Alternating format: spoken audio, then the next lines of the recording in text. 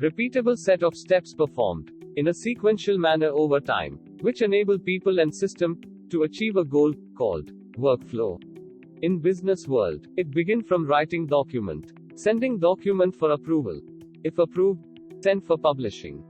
This is a condition that splits the flow into two branches. If there are changes, send back to writer. Writer implements changes and send again for approval. This is a loop. Next, publish the document AMP. Notify stakeholders the document was published. Workflow is only the first step. How user interact with it, how it communicate with other business system, how they are modified. The additional elements are added in your workflow to achieve business goals.